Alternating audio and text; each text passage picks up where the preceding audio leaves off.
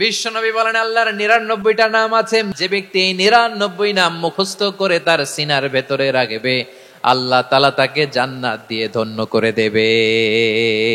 আল্লাহর চমৎকার নামগুলো ধরে ধরে যদি আল্লাহর কাছে ফরিয়াদ করেন, আল্লাহর নামগুলো ডাকেন, আপনার দোয়া মুহূর্তেই কবুল করবে কে? চোখের বেয়ে পড়া পানি আল্লাহর কাছে যে কত প্রিয়। অনুতপ্ত বান্দার চোখের পানির ফোঁটা তার চোখ বেয়ে নাকের ডগা বেয়ে জমিনে ড্রপ করার আগেই আল্লাহর ওই বান্দার সব গুনাহ মাফ করে দেয়। মালাকুল মাউত আল্লাহর আদেশ বাস্তবায়ন করতে যে বিকট একটা চিৎকার দিয়ে মৃত্যুবরণ করবে, ওই চিৎকারের আওয়াজ যদি দুনিয়ার মানুষেরা শুনতে পেত, দুনিয়ার মানুষের প্রত্যেকের কানের পর্দা ফেটে মুহূর্তের মধ্যে সব লাশ হয়ে জমিনে পড়ে রইত। শাহাদাতের সর্বোচ্চ নাজরানা পেশ করে এই নতুন ভোরের বাংলাদেশ আমাদেরকে উপহার দিয়েছে। তাদের জন্য আল্লাহর কাছে দোয়া করি, সবাই বলেন আমিন। এই যে তরুণ শ্রোতারা, জেনজি অফ নবাবগঞ্জ, একটা সময় ছিল 50 ঊর্ধ্ব 60 ঊর্ধ্ব মুরব্বী বাবাজিরা মাহফিলে আসতেন, ওনারা এখনো আসেন, কিন্তু এখন 90% শ্রোতা হচ্ছে Gen Z, the young generation, the future heroes and icon of Bangladesh. তোমাদের হাতেই বাংলাদেশ নিরাপদ।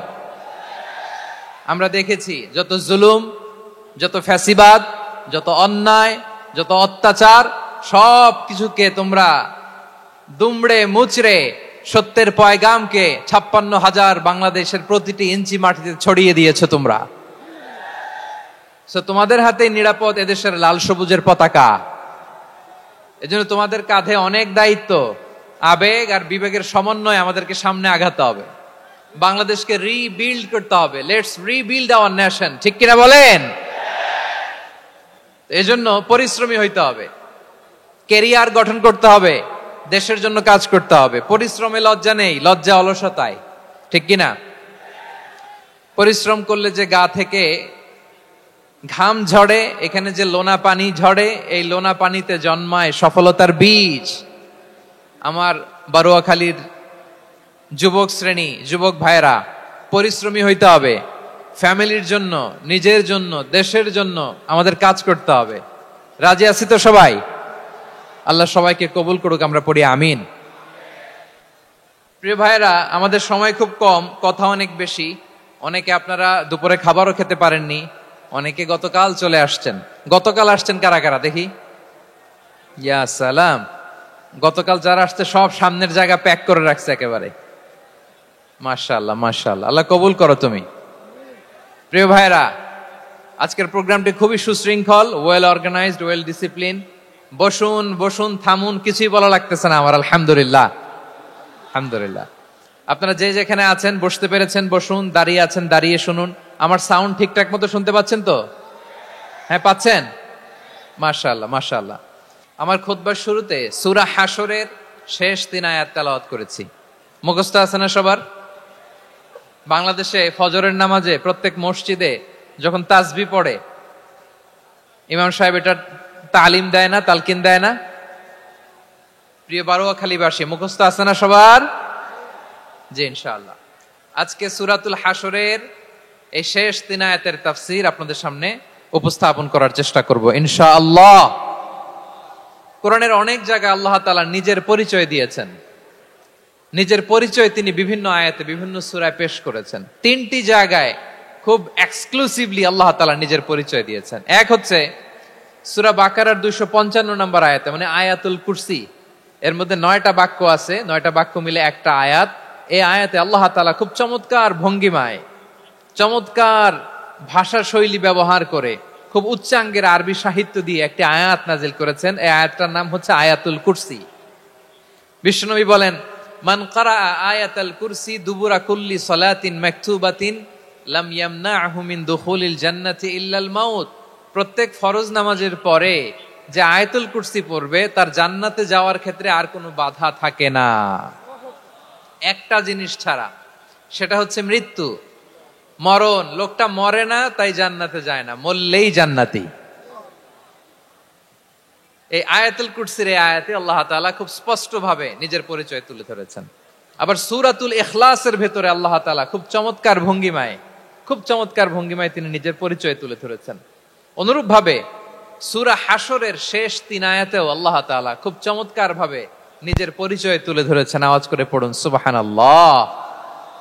আমরা সূরা হাশরের শেষ 3 আয়াতের তাফসীর আজকে আমরা শুনবো। আসুন আমরা আমাদের রবকে চিনে নেই। আজকের আলোচনার টপিক হচ্ছে আসুন আমাদের রবকে চিনি। আসুন আমাদের, সবাই বলুন, আসুন আমাদের রবকে চিনি। আজকের আমার ঢাকা বিভাগের প্রোগ্রাম থেকে, এই নবাবগঞ্জ বারুয়াখালীর প্রোগ্রাম থেকে আমরা আমাদের রবকে চিনে যাব ইনশাআল্লাহ। বলেন সবাই। সূরা হাশরের শেষ 3 আয়াতের একটা বিশেষ ফজিলত আছে, এটা আপনারা পড়বেন। কি ফজিলত? বিষ্ণু ঈসা ইসলাম বলেন, মান ক্বালা হিনা ইউসবিহু সালাসা মাররাতিন আউযু বিল্লাহিস সামিউল আলিম মিনাশ শাইতানির রাজীম সুম্মা ক্বারাআ সালাসা আয়াতিন মিন আখিরি সূরাতিল হাশরি ওয়াক্কালাল্লাহু বিহি ৭০,০০০ মালাকিন ইউসাল্লুনা আলাইহি ওয়া ইন মাতা ফি যালিকাল ইয়াউমি মাতা শাহীদান। বিশ্বনবী মুহাম্মদুর রাসূলুল্লাহ সাল্লাল্লাহু আলাইহি ওয়াসাল্লাম ইরশাদ করেন, যে ব্যক্তি সকাল বেলা 3 বার তেলাওয়াত করবে আউযু বিল্লাহিস সামিউল আলিম মিনাশ শাইতানির রাজীম, এরপরে সূরা হাশরের শেষ 3টি আয়াত তেলাওয়াত করবে, রব্বুল আলামিন ওই ব্যক্তির জন্য ৭০,০০০ ফেরেশতা নিয়োগ দিবেন যারা সারা দিন ওই লোকের জন্য মাগফিরাতের দোয়া করবে। শুধু এখানেই শেষ নয়, বিশ্বনবী ফরমান ওয়া ইন মাতা ফি যালিকাল ইয়াউমি মাতা শাহীদান, ওই দিন যদি ওই ব্যক্তিটা ইন্তেকাল করে সে শহীদ হয়ে কিয়ামতের দিন আল্লাহর সামনে দাঁড়াবে। সকালবেলা যদি পড়েন 3 বার আউযু বিল্লাহিস সামিউল আলিম মিনাশ শাইতানির রাজীম 3 বার পড়ে সূরা হাশরের শেষ 3 আয়াত যদি তেলাওয়াত করেন, তাহলে আপনার জন্য আল্লাহ তাআলা ৭০,০০০ ফেরেশতা নিয়োগ করবে। সারা দিন তারা আপনার জন্য মাগফিরাতের দোয়া করবে, আর ওই দিন ইন্তেকাল করলে আল্লাহ তাআলা শহীদ হিসেবে আপনাকে কিয়ামতের দিন দাঁড় করাবে। সুবহানাল্লাহ। এত আস্তে। আবার সন্ধ্যাবেলায় যদি পড়েন, সারা রাতের জন্য ৭০,০০০ ফেরেশতা মাগফিরাতের দোয়া করবে। ওই রাতে মারা গেলে শাহাদাতের মৃত্যু নসিব হয়ে যাবে। এজন্য এই দোয়াটা পড়ার দরকার আছে না নাই? আযকারুস সাবাহি ওয়াল মাসা, সকাল সন্ধ্যার যে জিকির, এই জিকিরের অন্তর্ভুক্ত করে নেবেন এই ওয়াজিফাটা। যে হাদিসটা বর্ণনা করলাম সুনানে তিরমিজির হাদিস, যদিও হাদিসটা সনদের দিক থেকে দাঈফ, কিন্তু মুহাদ্দিসিনে ইকরাম বলেছেন যেহেতু এটা ফাজাইলুল আমালের হাদিস, এটা পড়ার ক্ষেত্রে কোনো নিষেধাজ্ঞা নাই, এটা পড়া যাবে। সো সকাল সন্ধ্যা যদি সুযোগ হয় এই ওয়াজিফাটা যেন আমরা পড়ি। এই 3টি আয়াতের ভেতরে আল্লাহ তাআলা তার 14টি গুণবাচক নাম উল্লেখ করে দিয়েছেন। কয়টি? আওয়াজ করে বলেন তো, যারা শুনতে পেয়েছেন বলেন। এই 3টি আয়াতের মধ্যে আল্লাহর কয়টি সুন্দর সুন্দর গুণবাচক নাম আছে বলেন তো? কয়টি? সবাই বলেন কয়টি? 14টি গুণবাচক নাম, চমৎকার চমৎকার নাম। যে নামগুলো যদি আমরা আজকে পড়ি, শুনি, জানি, আল্লাহ তাআলা সম্পর্কে ব্যাপক ধারণা, ইন ডেপথ, আমার রব সম্পর্কে ইন ডেপথ নলেজ নিয়ে আজকে আমরা ফিরতে পারবো ইনশাআল্লাহ। বলেন সবাই। আসুন আমরা আল্লাহ তাআলার এই চমৎকার চমৎকার 14টি নামের ব্যাখ্যা বিশ্লেষণ আজকের এই তাফসীর ময়দান থেকে জানি। প্রিয় ভাইয়েরা, আল্লাহর অনেক সুন্দর সুন্দর নাম আছে, আমাদের উচিত এই নামগুলো দিয়ে আল্লাহকে ডাকা। সম্মানিত ভাইয়েরা, আল্লাহ তাআলার চমৎকার চমৎকার অনেক নাম আছে যেগুলো আল্লাহ তাআলা কোরআনে উল্লেখ করেছেন। আল্লাহর আসল নাম হচ্ছে আল্লাহ। আসল নাম কি?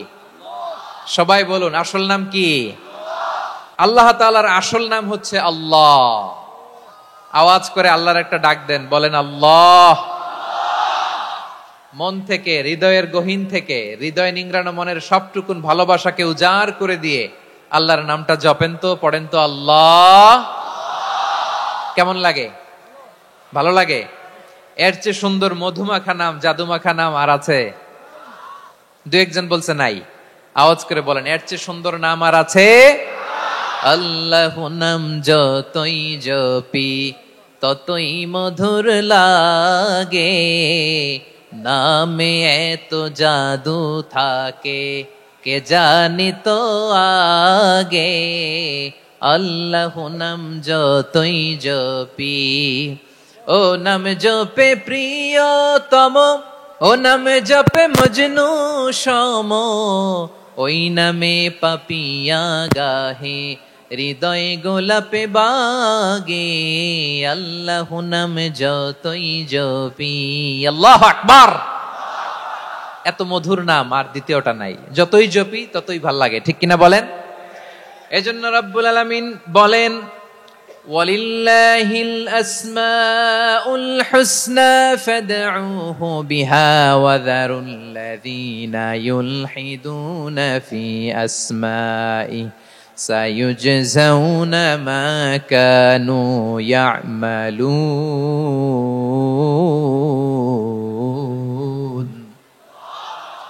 আল্লাহ বললেন, আমার অনেক সুন্দর সুন্দর নাম আছে, অনেকগুলো গুণবাচক সুন্দরতম নাম আছে, তোমরা এই নামগুলো ধরে আমি আল্লাহরে ডাকো, আর যারা আমি আল্লাহর নামের বিকৃতি ঘটায় তাদেরকে তোমরা বর্জন করো, আর তারা দুনিয়াতে যা করেছে আখিরাতের ফল তারা ঠিকই পাবে।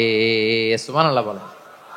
আল্লাহর অনেক সুন্দর সুন্দর নাম আছে, এগুলো ধরে ডাকতে বলা হয়েছে, আর যারা আল্লাহর নামের বিকৃতি করে তাদেরকে বর্জন করতে বলা হয়েছে। আপনি আল্লাহর নামের জিকির যখন করবেন, আপনি আমার আল্লাহর নামের বিকৃতি করতে পারবেন? বারোয়াখালীর ভাইরা বুঝে থাকলে আওয়াজ দেন, আল্লাহর নামের বিকৃতি করা যাবে? আপনি যখন জিকির করবেন স্পষ্ট শব্দে আল্লাহর নামটা বোঝা যেতে হবে। সুবহানাল্লাহ, ওয়ালহামদুলিল্লাহ, লা ইলাহা ইল্লাল্লাহ, আল্লাহু আকবার। একসাথে মিলিয়ে করেন অথবা আলাদা আলাদা করেন, অথবা শুধু আল্লাহ আল্লাহ এই নামের জিকিরও যদি করেন স্পষ্ট বোঝা যাইতে হবে। আল্লাহর নামের বিকৃতি করা যাবে, কিন্তু আল্লাহর নামের বিকৃতি করে জিকির এদেশে আছে না নাই? আছে। দেখবেন জিকিরের মধ্যে হুই হুই হুই হুই হুই এরকম করতেছে, আছে না নাই? সবাই মিলে লাফাচ্ছে, দফাচ্ছে, মাথা ঝুলাচ্ছে, আর কি কি যেন বলে, ওইটার মধ্যে আমি আল্লাহর নাম খুঁজে পাই না, এরকম আছে না নাই? হ্যাঁ, হই হই করে কিম্ভূত কিমাকার অদ্ভুত আওয়াজ করে তারা জিকির করে, সেখানে আল্লাহর নাম নাই। এই জিকির আল্লাহর কাছে গ্রহণযোগ্য হবে? আল্লাহ বলেন, ওয়াযারুল্লাযীনা ইউলহিদুনা ফি আসমাইহি, খবরদার আমার নামের যারা বিকৃতি ঘটায় তাদেরকে তোমরা বর্জন করো।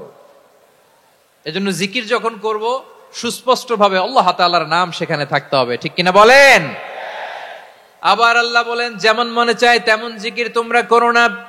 ফাযকুরুল্লাহা কামা আল্লামাকুম মা লাম তাকুনু তা'লামুন। তোমরা জানতে না, আল্লাহ তোমাদের জানিয়েছেন কেমন করে আল্লাহর নামের জিকির করতে হয়, যেমন আল্লাহ শিখিয়েছেন তেমন করে আল্লাহরে ডাকো, ঠিক কিনা বলেন?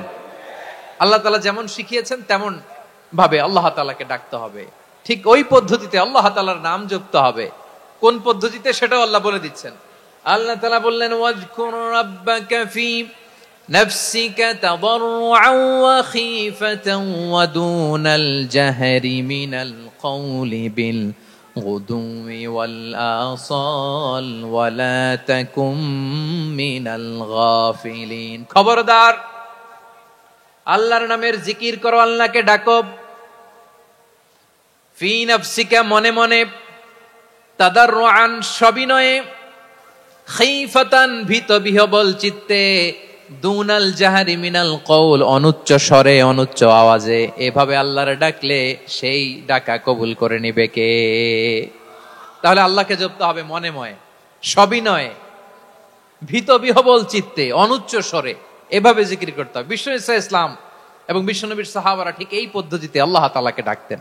তাহলে এই যে আল্লাহ তাআলার সুন্দর সুন্দর নামগুলো আছে, এগুলো ধরে আমরা আল্লাহ তাআলার জিকির করব, তার প্রশংসা করব, তার পবিত্রতা বর্ণনা করব, তাহলে খুশি হবেন কে?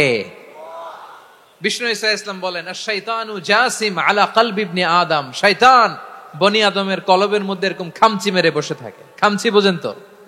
শয়তান বনি আদমের হৃদয়ে কলবে খামচি মেরে বসে থাকে। ফাইদা যাকারাল্লাহ খানাসা, যখন মানুষ আল্লাহর জিকির করে শয়তান দৌড়ে পালায়। ওয়া ইদা গাফালা ওয়াসওয়াসা, আর মানুষ যখন অমনোযোগী হয়, গাফিল হয়, শয়তান আবার টেম্পটেশন দেয়, আবার ধোঁকা দেয়, আবার ওয়াসওয়াসা দেয়।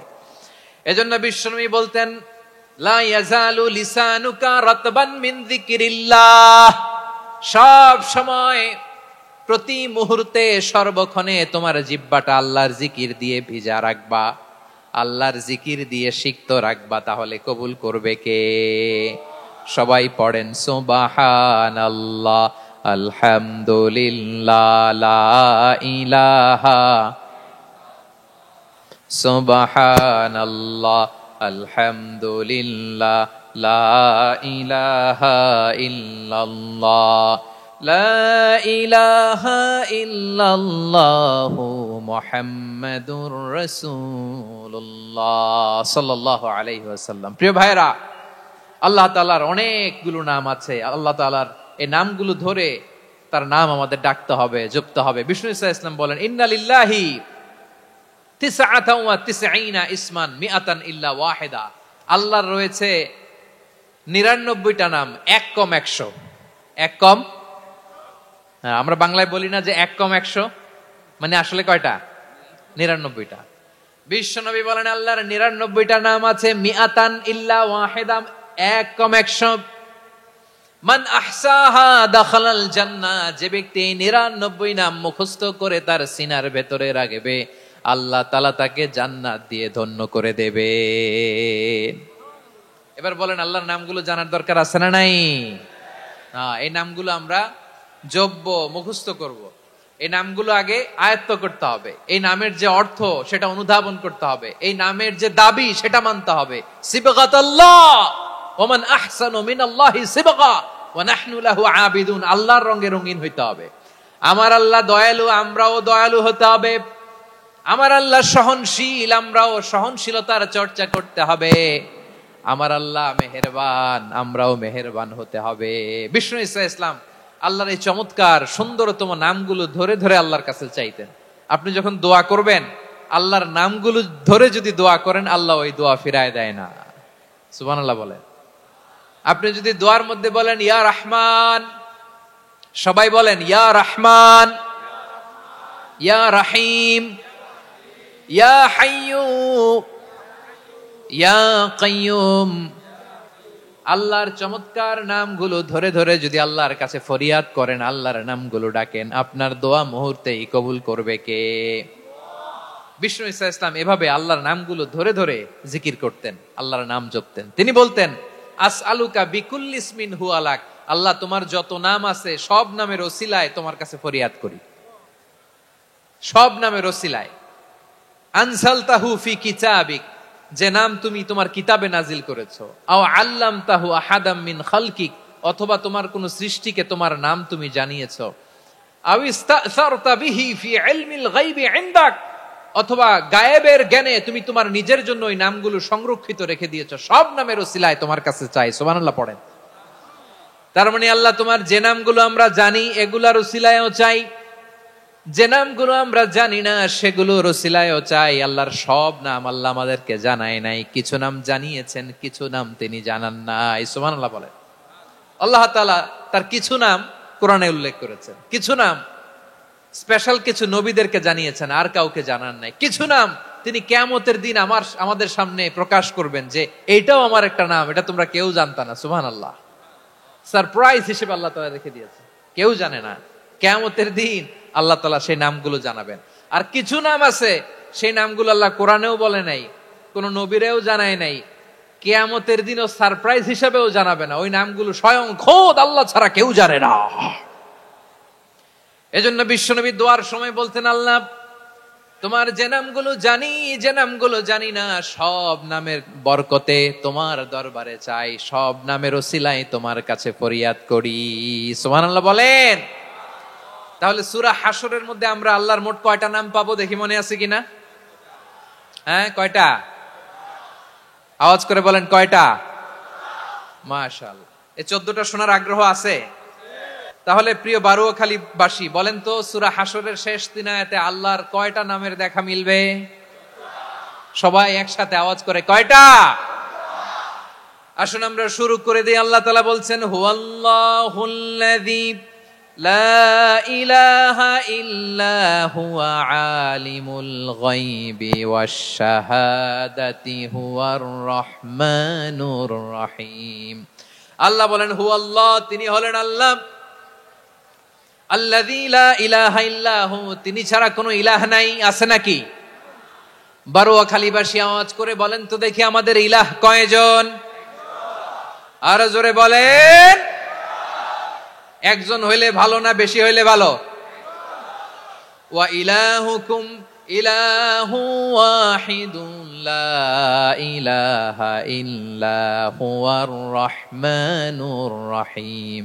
আল্লাহ বলেন তোমাদের ইলাহ হলো একজন, তিনি ছাড়া কোনো ইলাহ নেই, তিনি দয়াময়, তিনি মেহেরবান। ইলাহ যদি একজন না হয়ে দুইজন হতো, ঝামেলা আছে না নাই? লাউ কানা ফীহিমা আলিহাতুন ইল্লাল্লাহু লাফাসাদাতা, আকাশ এবং জমিনের মধ্যে ইলাহ একজন না হয়ে যদি মাত্র দুইজন হতো, আকাশ জমিন ভেঙে খান খান হয়ে যেত। ঠিক কিনা বলেন? দুইজন ইলাহ হইলে খান খান হয়ে যেত। আমাদের রব একজন হইলে ভালো না বেশি হইলে ভালো? কথা বুঝতেছেন? আরে একজনের তো মন জোগায় চলতে পারি না, ঠিক কিনা? হ্যাঁ, একজন, তিনি যে আদেশগুলো দিয়েছেন আমাদের দুর্বলতার কারণে আমরা তো পারি না। যদি 10 জন হইতো, ওই 10 জনের হ্যাপি করতে পারতাম, তাদেরকে স্যাটিসফাই করা যেত এত সহজে? 10 জনের 10 নিয়ম থাকতো। একজন বলতো আমার সেজদা দিবি সকালে, আরেকজন বলবে আমার জন্য নামাজ পড়বি 3 বার, আরেকজন বলবে আমার জন্য যাকাত দিবি এতবার, আরেকজন বলতো আমার জন্য কুরবানি দিবা এতবার। তাহলে আমাদের জন্য কঠিন হয়ে যেত, ঠিক কিনা? যদি ইলাহ একজন না হয়ে একাধিক হতো, একজন বলতো না আমি মহাবিশ্ব এভাবে চালাবো, আরেকজন বলতো না আমার মন চায় এভাবে, আমি এভাবে চালাবো, একজন বলতো সূর্য আমি পূর্ব দিকে উঠাবো, আরেকজন বলতো না আমি দক্ষিণ দিকে উঠাবো, আরেকজন বলবে না আমি উত্তর দিকে উঠাবো। এরকম আছে না নাই? ঝামেলা লেগে যেত। এজন্য বেশি রব হইলে আমাদের জন্য ঝামেলা, খোদা বেশি হইলে আমাদের লস। একজন হওয়াতে আমরা বেঁচে গেছি। বারোয়াখালীবাসী আওয়াজ করে না, কথা বলে না। রব খোদা একজন হওয়াতে আমাদের সুবিধা হয়েছে না? এজন্য আল্লাহ বলেন লা ইলাহা ইল্লাহু, তিনি ছাড়া তোমাদের কোনো ইলাহ নাই, তিনি একজন।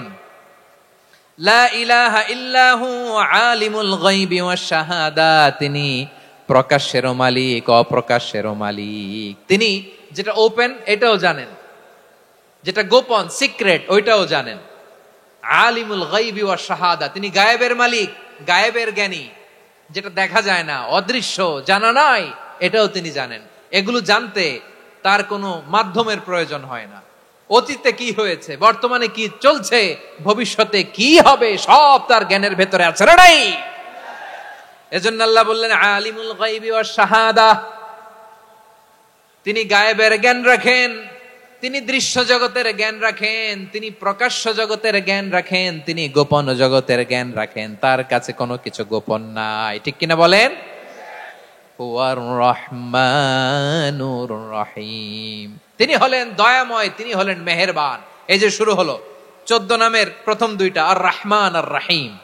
হুয়ার রহমানুর রহিম, তিনি হলেন the most gracious, the most merciful, তিনি দয়াময়, তিনি অতিশয় মেহেরবান। সুবহানাল্লাহ বলেন। তার দয়ার কোনো শেষ নাই, তার মায়ার কোনো শেষ নাই। আল্লাহ, তাহলে 14টা নামের মধ্যে কয়টা পাইলাম? একটা কি? আর রহমান। বারোয়াখালীবাসী বুঝে থাকলে আওয়াজ করে বলেন, প্রথমটা কি? 2 নাম্বার আর রহিম। আওয়াজ করে বলেন 2 নাম্বার। আওয়াজ করে সবাই গলা ছেড়ে দিয়ে উত্তর দেন তো, প্রথম নামটা কি? দ্বিতীয় নামটা? আর রহিম। রহমান আল্লাহর one of the major names, আল্লাহর মৌলিক নামগুলোর মধ্যে গুরুত্বপূর্ণ একটা নাম হচ্ছে রহমান। গুরুত্বপূর্ণ নাম কি? রহমান, দয়ার সাগর, মায়ার সাগর। রহমানুন ফিদ দুনিয়া ওয়া রহিমুন ফিল আখিরা। এই দুনিয়ার জন্য আল্লাহ রহমান, দুনিয়াতে আল্লাহ সবাইরে দয়া করে, কাফিররেও করে, মুসলিমরেও করে। আর আখিরাতের জন্য তিনি রহিম, সেখানে কাফির মুশরিকদের জন্য আল্লাহর পক্ষ থেকে কোনো দয়া থাকবে না। চিল্লায় বলেন ঠিক কি না? এজন্য আল্লাহ বললেন আমার মৌলিক একটা নাম হলো রহমান।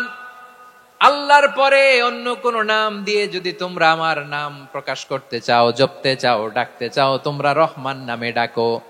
রব্বুল আলামিন ইরশাদ করেন কুলিদুল্লাহ أو ادعوا الرحمن أيما تدعوا فله الأسماء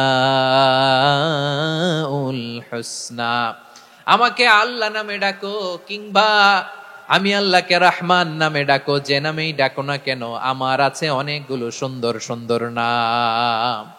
যে নামেই ডাকো আমি শুনি, ডাকলেই আমি সাড়া দেই।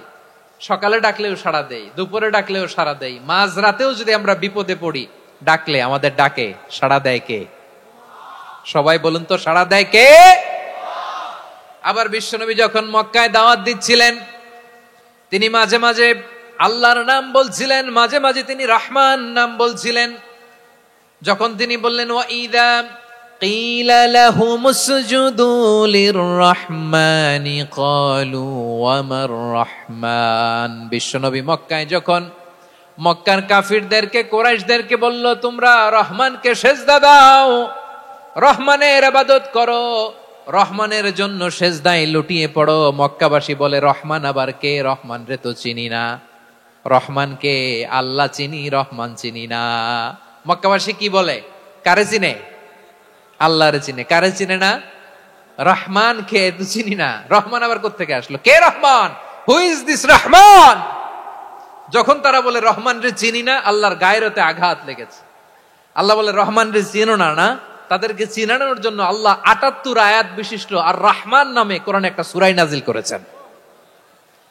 যখন মক্কার কুরাইশরা বলে আল্লাহ চিনি, রহমান চিনি না, আল্লাহ বলে রহমান রে চিনো না, তাহলে চিনে নাও রহমান নামে তিনি ৭৮ আয়াত বিশিষ্ট কালামুল্লাহ মাজিদে একটা গোটা সূরা নাজিল করে দিয়েছেন। তিনি নাজিল করলেন আর রহমানু আল্লামাল কুরআনা খালাকাল ইনসানা আল্লামাহুল বায়ান, দয়াময় রহমান শেখালেন কোরআন, বানালেন ইনসান শেখালেন বায়ান।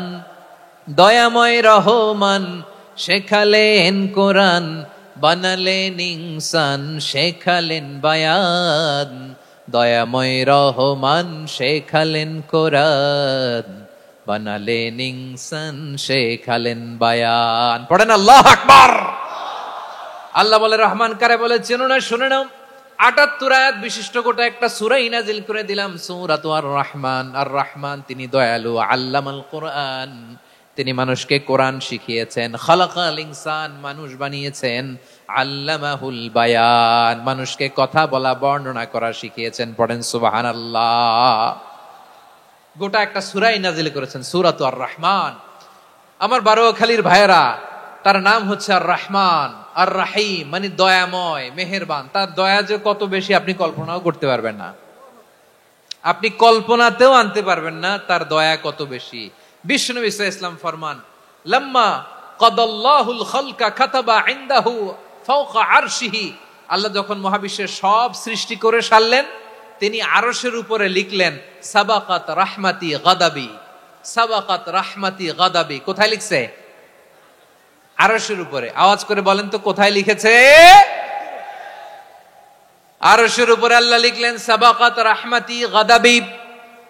এর মানে হলো আমার দয়ার কাছে, আমার ভালোবাসার কাছে আমার ক্রোধ পরাজয় বরণ করেছে, আমার দয়ার কাছে আমার রাগ কিংবা ক্রোধ পরাজয় বরণ করেছে। মানে আমি আল্লাহর দয়া আছে, আবার আমি আল্লাহর ক্রোধ বা রাগ আছে, কিন্তু আমি আল্লাহর রাগের চেয়ে দয়া বেশি।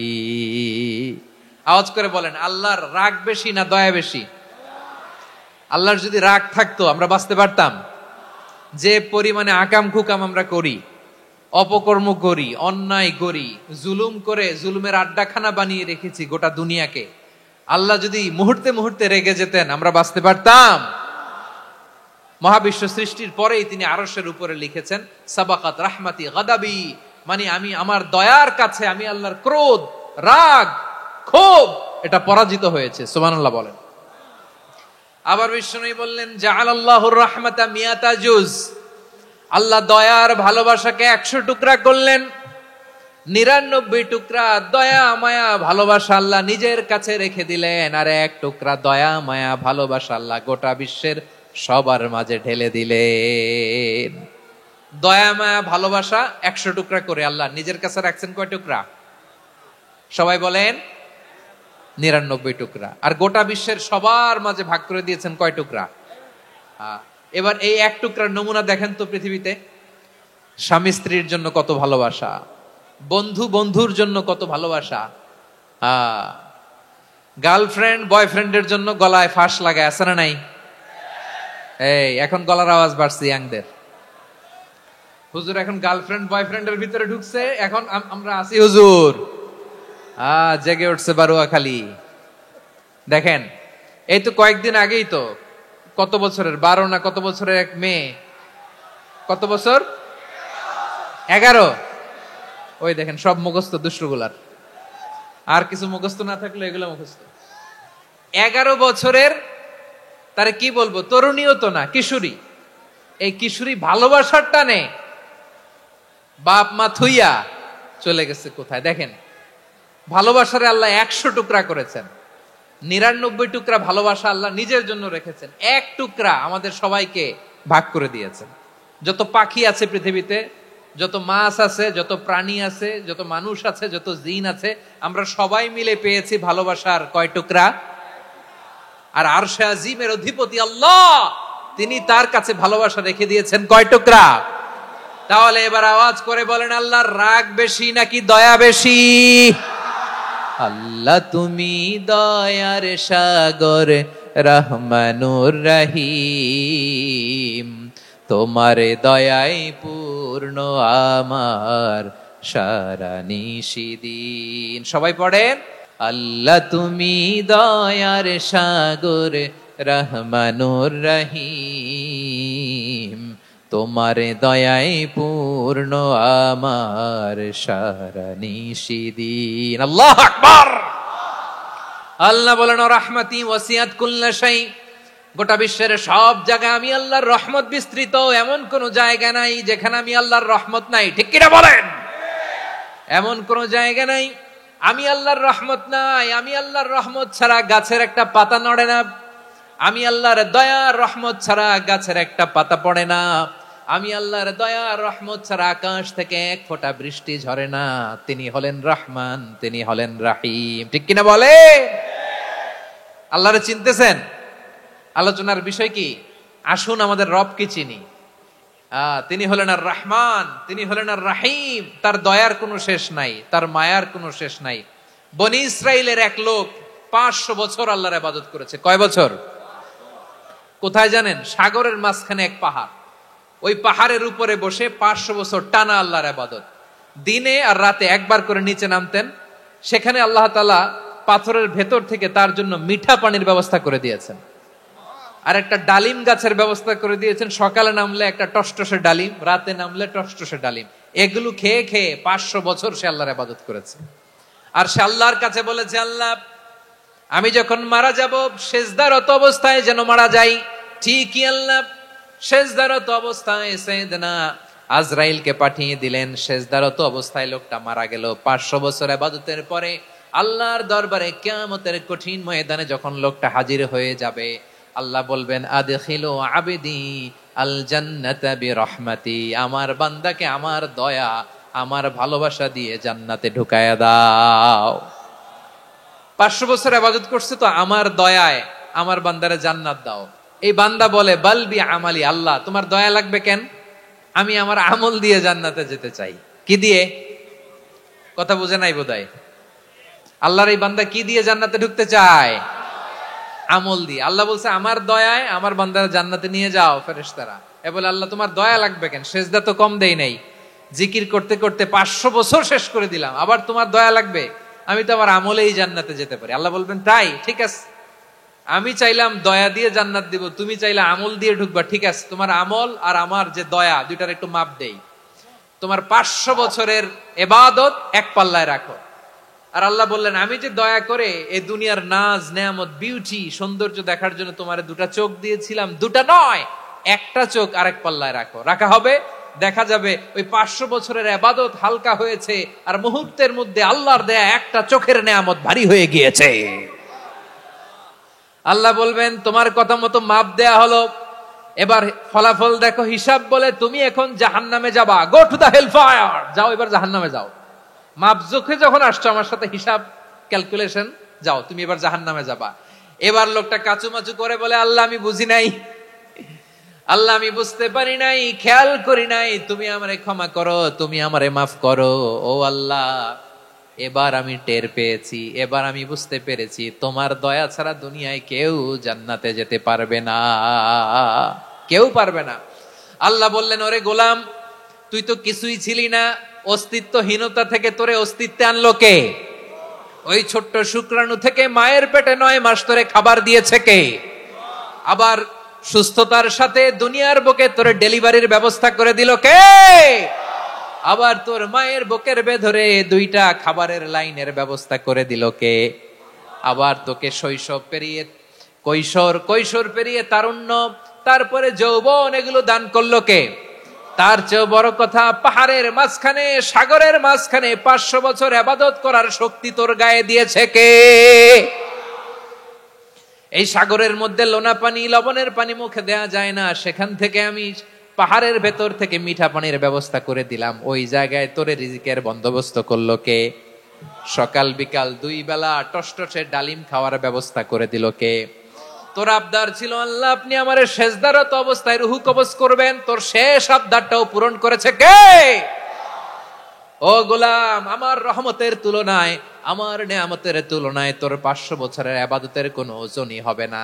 গোটা বিশ্বের কেউ কোনোদিন আমার জান্নাতে ঢুকতে পারবে না আমি আল্লাহর দয়া ছাড়া। হুয়ার রহমানুর রহিম, তিনি দয়াময়, তিনি মেহেরবান। জিব্রাইল আলাইহিস সালাম বিশ্বনবীর এই লম্বা হাদিসটা যখন শোনালেন, আমি যা যা বলছি এটা বিশাল এক হাদিসের অনুবাদ। বললেন, ইয়া মুহাম্মদ, এই দুনিয়ার সবটাই চলে আল্লাহর রহমত দিয়ে। হাদিসের শেষ কথা, সব চলে আল্লাহর কি দিয়ে? তখন বিশ্বনবী সাহাবাদের বললেন, ও সাহাবারা শোনো, আল্লাহর জান্নাতে কেউ কোনোদিন প্রবেশ করতে পারবে না তার রহমত ছাড়া। সাহাবারা বললেন, ইয়া রাসূলুল্লাহ, আপনিও না? আপনিও কি আল্লাহর রহমত ছাড়া প্রবেশ করতে পারবেন না? বিশ্বনবী বললেন, না, আমিও না। আমি বিশ্বনবীও আল্লাহর জান্নাতে আল্লাহর রহমত ছাড়া ঢুকতে পারবে না। তবে কিয়ামতের দিন আল্লাহর রহমত আমার চারদিকে বেষ্টনী দিয়ে থাকবে। আল্লাহ নিজের পরিচয় দিয়ে বললেন, আলিমুল গায়বি ওয়াশ শাহাদাতি হুয়ার রহমানুর রহিম। আমি হলাম রহমান, আমি রাহিম। আল্লাহরে চিনছেন?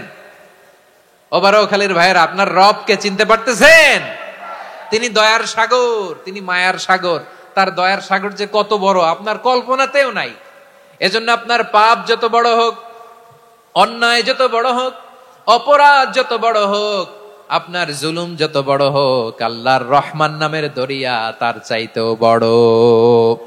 আল্লাহ বললেন, খুলিয়া ইবাদিয়াল্লাযীনা আসরাফু আলা আনফুসিহিম লা তাকনাতু মির রাহমাতিল্লাহ ইন্নাল্লাহা ইয়াগফিরুয যুনুবা জামিআ ইন্নাহু হুয়াল গফুরুর রহিম। ও আমার গুনাহগার বান্দারা শোনো, জুলুম করেছো, ভুল করেছো, অন্যায় করেছো, আল্লাহর রহমত থেকে নিরাশ হয়ো না। আমরা বিশ্বাসীরা কশিনকালে আল্লাহর রহমত থেকে নিরাশ হব না, ঠিক কিনা বলেন? আল্লাহর রহমত থেকে নিরাশ হবেন? ভুল করে ফেলছেন, আরে ভুল তো সবাই করে। পাপ হয়েছে, আরে পাপ তো সবার আছে, আমরা সবাই পাপী, সবাই পাপী। যত পাপ হোক, ভুল হোক, অন্যায় হোক, অনুতপ্ত হয়ে তওবা করে, ওযু করে, জায়নামাজটা বিছিয়ে সেজদা দিয়ে চোখের পানি ছাড়েন।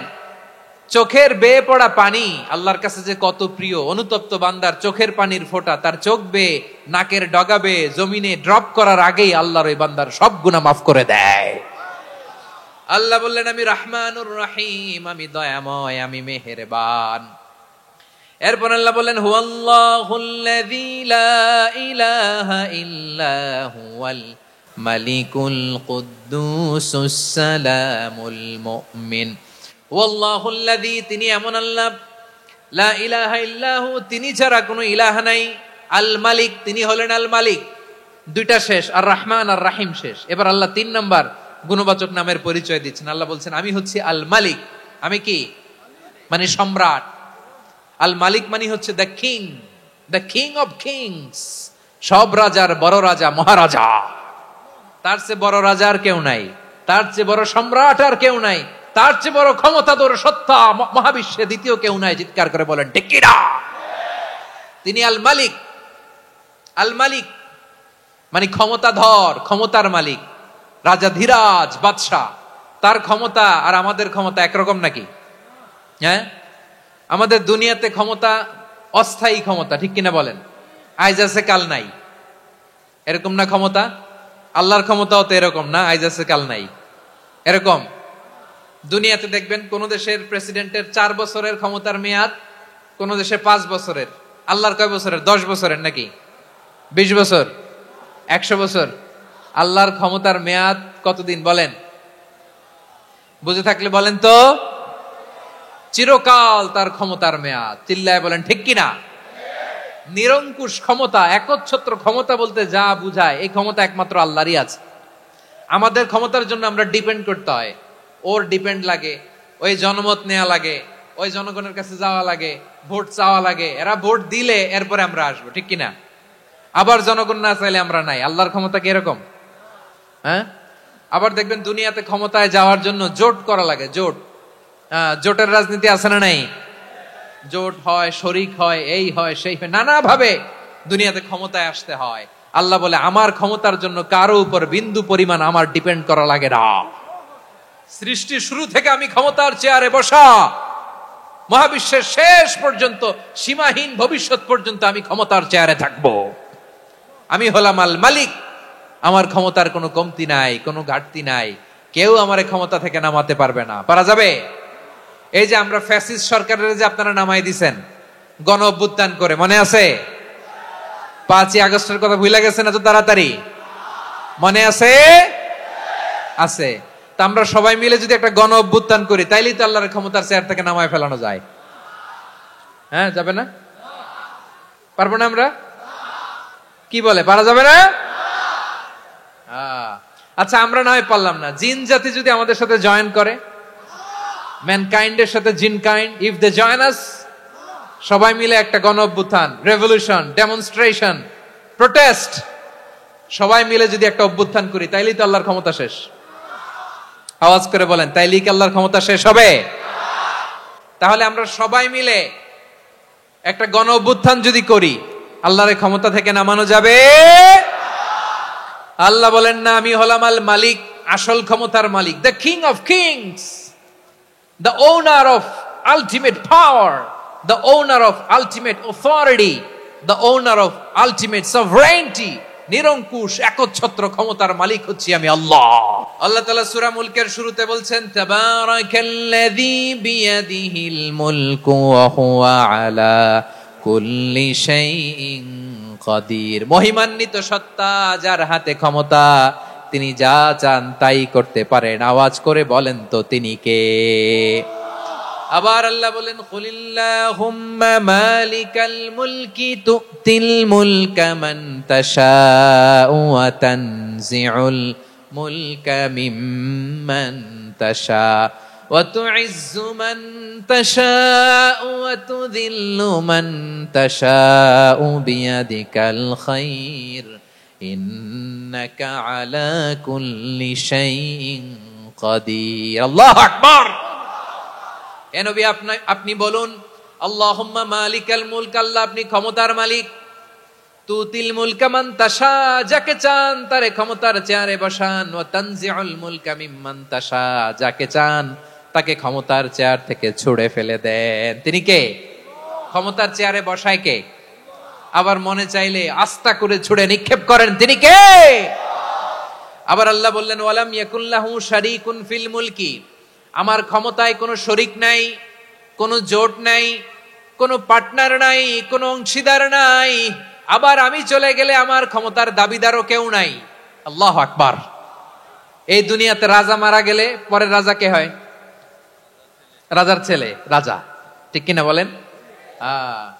আল্লাহ চলে গেলে আরেকজন বসবে নাকি? এরকম না। তার ক্ষমতার সাথে দুনিয়ার ক্ষমতার কোনো মিলই নাই। এজন্য তিনি তার নাম দিয়েছেন আল মালিক। আল মালিক, the owner of power, the owner of ultimate power and sovereignty, the king of kings, সব রাজার বড় রাজা, মহারাজা আল মালিক, তিনি হচ্ছেন আল্লাহ। চিৎকার করে বলেন ঠিক কিনা? তিনি আসল ক্ষমতার অধিকারী। দুনিয়াতে যে আমরা ক্ষমতা নিয়ে কামড়াকামড়ি করি, মারামারি করি, কিয়ামতের দিন আল্লাহ জিজ্ঞেস করবেন, কই তোদের ক্ষমতা আজকে বল। কিয়ামতের সময় সব মানুষগুলো যখন ইন্তেকাল করবে, সব জিনেরা যখন ইন্তেকাল করবে, সব ফেরেশতারা যখন ইন্তেকাল করবে, বাকি থাকবে মালাকুল মাউত। মালাকুল মাউত এসে বলবে, আল্লাহ আপনার কথা মতো সবাই শেষ, মানুষগুলো নাই, জিনগুলো নাই, আমার সতীর্থ ফেরেশতাগুলো নাই, মহাবিশ্বে আর কেউ নাই। আল্লাহ বলে, এখন কে আছে? মালাকুল মাউত বলবে, আল্লাহ তুমি আছো আর আমি। তুমি তো আল হাইয়্যু আল কাইয়্যুম, অবিনশ্বর, শাশ্বত, চিরঞ্জীব, কোনদিন মরবা না, তুমি আছো আর তোমার গোলাম আমি আছি আজরাইল। মহাবিশ্বে কয়জন আছে মাত্র? জোরে বলেন। এক হচ্ছেন আর হচ্ছে মালাকুল মাউত। আল্লাহ তুমি আছো আমি আছি। আল্লাহ বলবে, ঠিক আছে, এবার তোমার মরণের পালা, মুত ইয়া মালাকাল মাউত, হে মৃত্যুর ফেরেশতা তুমি মরো। মালাকুল মাউত আল্লাহর আদেশ বাস্তবায়ন করতে যে বিকট একটা চিৎকার দিয়ে মৃত্যুবরণ করবে। ওই চিৎকার দুনিয়ার মানুষেরা, চিৎকারের আওয়াজ যদি দুনিয়ার মানুষেরা শুনতে পেত, দুনিয়ার মানুষের প্রত্যেকের কানের পর্দা ফেটে মুহূর্তের মধ্যে সব লাশ হয়ে জমিনে পড়ে রইত। ভয়ঙ্কর চিৎকার দিয়ে মালাকুল মাউত বিদায় নেবে, কেউ নাই। এবার বলেন তো, মহাবিশ্বে মহাশূন্য, কেউ নাই, উপরে নিচে সামনে পেছনে ডানে বায়ে কোন সত্তা, কোন জীবিত সত্তা আর আছে? একজন ছাড়া, তিনি কে? কুল্লু মান আলাইহা ফানি ওয়া ইয়াবকা ওয়াজহু রাব্বিকা যুল জালালি ওয়াল ইকরাম। পড়েন, ফাবিআইয়ি আলাই রাব্বিকুমা তুকাজ্জিবান। কেউ থাকবে না একজন ছাড়া, মহাবিশ্বে কেউ নাই একজন সত্তা ছাড়া। আওয়াজ করে বলেন, তিনি কে? এবার আল্লাহ ডেকে বলবেন, লিমানিল মুলকুল ইয়াউম, লিমানিল মুলকুল ইয়াউম, ক্ষমতা কার? Who belongs the kingdom today, who belongs the power authority today, who belongs the sovereignty today. আজকে ক্ষমতা কার? দুনিয়াতে ক্ষমতা নিয়ে এত কামড়াকামড়ি, দুনিয়াতে চেয়ার নিয়ে এত মারামারি, এত অত্যাচার, এত রক্তপাত, এত ব্লাডশেড, আজকে বলো তো ক্ষমতা কার? কার ক্ষমতা? মহাশূন্যে কোনো আওয়াজ নাই, শুধু আমার রবই বলবেন, লিমানিল মুলকুল ইয়াউম, আজকে ক্ষমতা কার? কোনো আওয়াজ নাই, উত্তর দেওয়ার মতো জীবিত কোনো সত্তা নাই, ফলে কেউ উত্তর দিতে পারবে না। আল্লাহ নিজেই প্রশ্নের উত্তর দিয়ে বলবেন, লিল্লাহিল ওয়াহিদিল কাহ্হার, একচ্ছত্র অধিপতি, ক্ষমতার মালিক আল্লাহ ছাড়া কারোর জন্য কোনো ক্ষমতা নাই। চিল্লায় বলেন ঠিক কিনা? তাহলে আর রহমান আর রাহিমের পরে আমরা জানলাম আমার আল্লাহর আরেকটা সুন্দর গুণবাচক নাম হচ্ছে আল মালিক। কি নাম? আল মালিক, মানে দ্য কিং, রাজাধিরাজ, সব রাজার বড় রাজা, মহারাজা। এরপরে 4 নম্বরে আল্লাহ বললেন আল কুদ্দুস, তিনি হলেন আল কুদ্দুস। আল কুদ্দুস মানে হচ্ছে অতি পবিত্র, মহাপবিত্র, the most holy, the absolutely pure, যার কোনো খুঁত নাই। আল্লাহর কোনো খুঁত আছে? তিনি মহাপবিত্র। আল্লাহর পবিত্রতা যখন আমরা বর্ণনা করি, আল্লাহ খুশি হয়ে যান, কারণ তার সত্তার একটা বৈশিষ্ট্য হচ্ছে তিনি আল কুদ্দুস। বারোয়াখালীবাসী আল্লাহর নামটা একটু জপেন না, বলেন আল কুদ্দুস, সবাই আওয়াজ করে আল কুদ্দুস। অতি পবিত্র, তার মধ্যে কোনো অপবিত্রতার ছিটে ফোঁটা নাই, মহাপবিত্র, the most pure, the most holy, অতি পবিত্র। ফেরেশতারা বলেছিল, আল্লাহ আপনি মানুষ কেন বানাবেন? নাহনু নুসাব্বিহু বিহামদিকা ওয়া নুকদ্দিসু লাক। এই যে নুকদ্দিসু কুদ্দুস পাইছেন? তারা বলেছিল, আল্লাহ মানুষ কেন বানাবেন? মারামারি করবে, আমরাই তো ভালো, আমরাই আপনার মহিমা বর্ণনা করি, আমরাই আপনার পবিত্রতা বর্ণনা করি। নুকদ্দিসু লাক, তার মানে আল কুদ্দুস। আবার আমার নবী, বিশ্ব নবী যখন সিজদায় লুটিয়ে পড়তেন, আম্মা জানা এসে বলেন, আমরা তো সিজদার মধ্যে সুবহানা রাব্বিয়াল আলা বলেই শেষ, কিন্তু বিশ্বনবী তাহাজ্জুদের নামাজে, নফল নামাজে, সুন্নত নামাজে 3 বার সুবহানা রাব্বিয়াল আলা তাসবিহ পড়ার পরে তিনি পড়তেন সুবহুন কুদ্দুসুন রাব্বুল মালাইকাতি ওয়ার রূহ। সুবহ কুদ্দুস রব্বুল মালাইকাতি ওয়ার রূহ। সিজদায় লুটিয়ে পড়ে বিশ্বনবী এই দোয়াটা পড়তেন। নফল নামাজে, সুন্নাত নামাজে কিংবা তাহাজ্জুদের নামাজে সুবহান রাব্বিয়াল আ'লার পরে কি পড়তেন? সুব্বুহুন। আওয়াজ করে বলেন, সুব্বুহুন কুদ্দুসুন রব্বুল মালাইকাতি ওয়ার রূহ। মানে আল্লাহ আপনি প্রশংসিত, আল্লাহ আপনি অতি পবিত্র, আপনি সব ফেরেশতা কুলের রব, ফেরেশতাদের সরদার জিব্রাইলের রব। সুবহানাল্লাহ। আজকে থেকে পড়বেন সিজদায়? হ্যাঁ, বারোখালীবাসী পড়বেন নাকি? হুজুর নামাজে তো পড়ি না। হ্যাঁ, এরকম নফল নামাজে, তাহাজ্জুদের নামাজে, সুন্নত নামাজে সিজদার যে তাসবিহ সুবহান রাব্বিয়াল আ'লা 3 বার পড়ার পরে আমার ভাইরা, মহিলা প্যান্ডেলে আমার যে মায়েরা বোনেরা আছে, আজকে তো রেকর্ড হয়ে যাবে, কালকেই ভিডিও পেয়ে যাবেন। 3 বার সুবহান রাব্বিয়াল আ'লা পড়ার পরে পড়বেন সুব্বুহুন কুদ্দুসুন রব্বুল মালাইকাতি ওয়ার রূহ। পড়বেন তো ইনশাআল্লাহ? আবার বিশ্বনবী বলেন ইন্নাল্লাহা তাইয়্যিব লা ইয়াকবালু ইল্লা তাইয়্যিবা। আল্লাহ পবিত্র, পবিত্রতা ছাড়া তিনি কিছু গ্রহণ করেন না, অপবিত্র কোনো কিছু আল্লাহ গ্রহণ করে না। অনেকে আছে ঘুষ খায়, সুদ খায়, অন্যায় অপরাধ চাঁদাবাজি যা আছে সব করে, হারাম টাকা, হারাম উপার্জন। এই হারাম উপার্জন দিয়ে আবার মসজিদ বানায়, আছে না নাই? ইনকাম সবটাই হারাম, ওইটা দিয়ে আবার এতিমখানা বানায়, আছে না নাই? আছে। ওইটা আল্লাহ কবুল করবে না, কারণ আল্লাহ নিজে পবিত্র। পবিত্র না হলে কিছুই অ্যাকসেপ্ট করেন না। সুবহানাল্লাহ পড়েন। তাহলে বুঝলাম তিনি আল কুদ্দুস মানে অতি পবিত্র। এরপরে আল্লাহ বলেন আমি হচ্ছি আসসালাম। আওয়াজ করে বলেন আসসালাম। আসসালাম মানে হচ্ছে শান্তির আধার। সালাম মানে কি?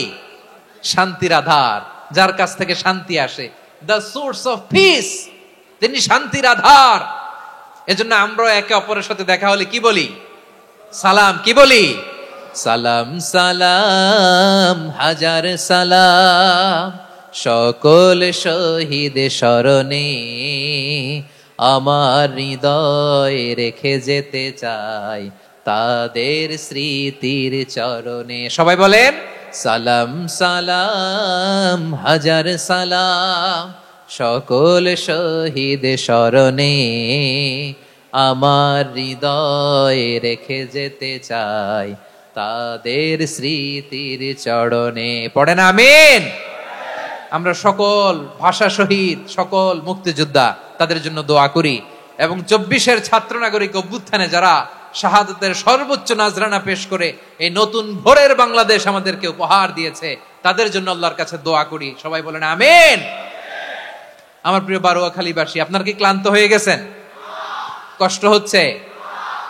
সবাই আওয়াজ করে তাকবীর পড়ুন, লিল্লাহে তাকবীর। এই আপনাদের গলার আওয়াজ। এতগুলো মানুষ তাকবীর পড়লে এতটুকু আওয়াজ হয় আমি বিশ্বাস করি না। আওয়াজ করে পড়েন সবাই, লিল্লাহে তাকবীর, লিল্লাহে তাকবীর, লিল্লাহে তাকবীর। আল্লাহর একটা নাম হচ্ছে আসসালাম, মানে হচ্ছে শান্তির আধার, দ্য সোর্স অফ পিস। শান্তি দেওয়ার মালিক কে? এজন্য শান্তি চাইবো কার কাছে? আল্লাহ তুমি আমার দেশটাকে শান্তিময় করো, বলেন আমিন। আল্লাহ তুমি আমাদের পরিবারের শান্তি নসিব করো, বলেন আমিন। আল্লাহ আমাদের জীবনটাকে তুমি শান্তিময় করো, পড়েন আমিন। এজন্য বিশ্বনবী সালাম ফিরানোর পরে 3 বার পড়তেন আস্তাগফিরুল্লাহ, আস্তাগফিরুল্লাহ, আস্তাগফিরুল্লাহ। এরপরে বিশ্বনবী পড়তেন আল্লাহুম্মা আনতাস সালাম ওয়া মিনকাস সালাম তাবারাকতা রাব্বানা ইয়া যাল জালালি ওয়াল ইকরাম। ও আল্লাহ আপনি শান্তির আধার, আপনার কাছ থেকে শান্তি আসে, আপনি বরকতময়। এই দোয়াটা পড়েন আপনারা সালাম ফিরানোর পরে, পড়েন না? পড়বেন আজকে থেকে। আল্লাহুম্মা আনতাস সালাম ওয়া মিনকাস সালাম তাবারাকতা ইয়া যাল জালালি ওয়াল ইকরাম। আবার জান্নাতের আরেকটা নাম হচ্ছে দারুস সালাম, মানে শান্তির ঘর। জান্নাতের আরেকটা নাম কি? দারুস সালাম। ওই দারুস সালামে আমরা যেতে চাই কি চাই না? আমরা ওই জান্নাতের অধিবাসী হতে চাই কি চাই না? এই বারোয়াখালীর ঐতিহাসিক তাফসীরুল কোরআনের ময়দানে আমরা যেমনি একত্রিত হলাম, আল্লাহর জান্নাতেও যেন আমরা এভাবে একত্রিত হতে পারি। আল্লাহ তুমি কবুল করো। আওয়াজ করে পড়েন আমিন। সালামের পরে আল্লাহ বললেন আল মুমিন। আমার আরেকটা নাম হচ্ছে আল মুমিন। আল মুমিন মানে হচ্ছে নিরাপত্তা দানকারী। আমাদের নিরাপত্তা দেয় কে? নাকি পুলিশ বাহিনী, নাকি বিজিবি, র্যাব, সেনাবাহিনী? হ্যাঁ, নাকি এই যে ফায়ার সার্ভিস? কারা নিরাপত্তা দেয়? আজকের এই প্রোগ্রামের জন্য আমাদের ফায়ার সার্ভিসের ভাইরা অনেক কাজ করেছেন, আমি শুনেছি। ভাইরা স্পেশালি দোয়া চেয়েছেন এবং তাদের একটা সুনাম আছে বাংলাদেশে। জীবনের ঝুঁকি নিয়ে ফায়ার সার্ভিস বাহিনী তারা বিপন্ন মানবতাকে রক্ষা করে, ঠিক কিনা বলেন? আমি ভাইদের জন্য দোয়া করি, এই ফায়ার সার্ভিস ইউনিটকে, এই ডিপার্টমেন্টকে আল্লাহ তাআলা তুমি কবুল করো। ওনারা আমাদের শৃঙ্খলা, শান্তি শৃঙ্খলা, সিকিউরিটি এনশিওর করেন, কিন্তু আসল নিরাপত্তা দেওয়ার মালিক কে? অনেক সময় এরকম হয় না যে অনেক সিকিউরিটি দিয়ে রাখছে কিন্তু স্নাইপার দিয়ে এমন ভাবে গুলি করছে একেবারে বড় সাহেবের মাথায় যে গুলি লাগছে, আছে না নাই? এখন সবাই মিলে বডিগার্ডের ধরে, যাই বেটা বডিগার্ড, এত টাকা দিয়ে বডিগার্ড রাখছি, আমাদের স্যারের মাথায় গুলি লাগলো কিভাবে? তো বডিগার্ড বলে আপনার স্যারের বডি তো আছে, এই যে বডি নিয়ে যান। আমি তো রুহু গার্ড না, রুহু গার্ড হচ্ছে একজন, চিল্লায় বলেন তিনি কে? আমার ভাইরা, দুনিয়াতে টাকা হলে বডিগার্ড মিলে, কিন্তু রুহু গার্ড মিলে? রুহু গার্ড মিলে?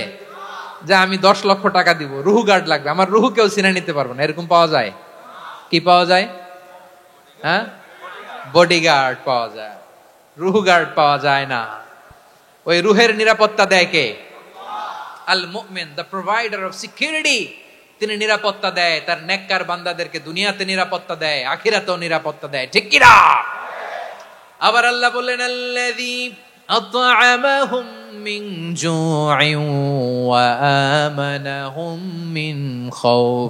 তিনি এমন সত্তা যিনি ক্ষুধা লাগলে তোমাদেরকে খাদ্যের ব্যবস্থা করে, আবার ভয়ের সময় তিনি তোমাদেরকে নিরাপত্তার ব্যবস্থা করে, ঠিক কিনা বলেন?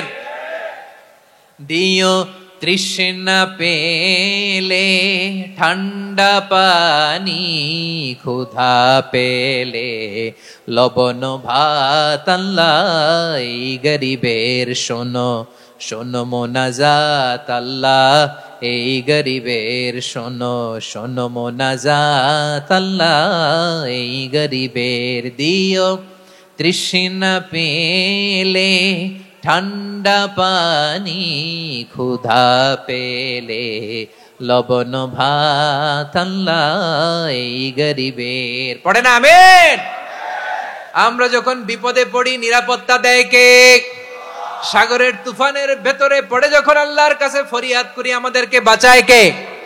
বিমানের ভেতরে যখন বিপদে পড়ি, যখন আল্লাহর কাছে সাহায্য চাই, বাঁচায় কে? কঠিন বিপদের মুহূর্তে আমাদেরকে সিকিউরিটি দেয় কে? সে আল্লাহ বললেন, আমার আরেকটা নাম হচ্ছে আল মুমিন, আমি নিরাপত্তা দেই। এরপরে আল্লাহ বললেন, আমার আরেক নাম হলো আল মুহাইমিন। আরেক নাম কি? আল মুহাইমিন। আল মুহাইমিন মানে হচ্ছে দ্য ওভারসিয়ার, দ্য অবজারভার, পর্যবেক্ষক, যিনি মনিটরিং করেন আমাদের সব অ্যাক্টিভিটি, তিনি মনিটরিং করেন। কোনোভাবে তার চোখকে ফাঁকি দেয়া যায় না। আল্লাহর চোখ ফাঁকি দেয়া যায়? আচ্ছা আওয়াজ করে বলেন তো, পুলিশ ভাইদের চোখ, পুলিশের চোখ মাঝে মাঝে ফাঁকি দেয়া যায় কি যায় না? সেনাবাহিনীর চোখ, র্যাবের চোখ, ইনকাম ট্যাক্স অফিসারের চোখ, দুর্নীতি দমন কমিশনারের চোখ, কিন্তু আল্লাহর চোখ? আল্লাহর চোখকে কশিন কালেও কখনো ফাঁকি দেয়া যাবে? যেখানেই যান, ঘরের ভেতরে ঢুকে জানলা লাগিয়ে দরজাটা লক করে যদি অন্যায় করেন, পাপ করেন, দুনিয়ার কোন চোখ দেখে নাই, দেখেছে কে? পর্দার আড়ালে যে যদি পাপ করেন, দেখে নাই, দেখেছে কে? গহীন সাগর তলে ঢুকেও যদি অন্যায় করেন, কেউ দেখে না, সেটা দেখেন কে? আপনি কি ভাবছেন আটলান্টিক মহাসাগরের ভিতরে চলে গেলে তার আল্লাহ দেখবে না? প্রিয় বারোয়াখালীবাসী, আপনারা ওশান গেট কোম্পানি নাম শুনছেন? ওশান গেট, তারা এই যে টিটান সাবমার্সিবল একটা সাবমেরিনের মতো বানাইছিল, যেটা টাইটানিক জাহাজের ভগ্নাংশ দেখার জন্য অনেক লোক যে মারা গেছিল না, ওটা সাগরের একেবারে গহীনে চলে যায়। এই টিটান সাবমার্সিবল দিয়ে সাগরের একেবারে গহীনে চলে যাওয়া যায়। তো ওইটার ভিতরে ঢুকে যদি আপনি আটলান্টিকের তলায় চলে যান, তাইলেই তো আল্লাহরে ফাঁকি দিতে পারবেন, আর তো আল্লাহ দেখতে পারবে না। পারবে না? সাগরের অতল গহ্বরে চলে গেল, পাহাড়ের সুরঙ্গের ভেতরে ঢুকে গেল, মহাকাশ স্টেশন পাড়ি দিয়ে মঙ্গলে পাড়ি জমালেও আমার আল্লাহর চোখ কশিন কালেও ফাঁকি দেয়া যাবে? এজন্য সে আল্লাহ বললেন, লা তুদরিকুহুল আবসার ওয়া হুয়া ইউদরিকুল আবসার ওয়া হুয়াল লাতীফুল খাবীর। আমার আল্লাহ দৃষ্টির আয়ত্তে নন, কিন্তু দুনিয়ার সব দৃষ্টি আমার আল্লাহর আয়ত্তে, ঠিক কিনা? সূক্ষ্মদর্শী, সূক্ষ্ম থেকে সূক্ষ্ম পাপ কাজ যেভাবে যেমনটি করেন সব দেখেন। মুখে না বললে অন্তরেও চিন্তা করলেও অন্তরে চিন্তার উদ্রেক ঘটেছে, ওইটা তো কেউ জানে না, কিন্তু জানেন কে? এভাবে যিনি সূক্ষ্মভাবে মনিটর করেন, ওভারসি করেন, অবজারভেশন করেন, তার নাম হচ্ছে আল মুহাইমিন, পর্যবেক্ষক। আসুন আমাদের রবকে চিনি। বারুয়াখালীর ভাইরা চিনতেছেন? কার সামনে কপাল ঘষে সেজদা দেন তারে চিনে নেন।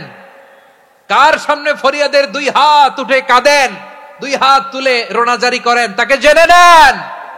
তিনি হচ্ছেন আল মুহাইমিন, দ্য অবজারভার, পর্যবেক্ষক। কেউ যেটা দেখে না সেটা দেখেন কে? এরপরে আল্লাহ বললেন আমার আরেকটা নাম হলো আল আজিজ। আল আজিজ মানে মহাপরাক্রমশালী, মহাশক্তিধর।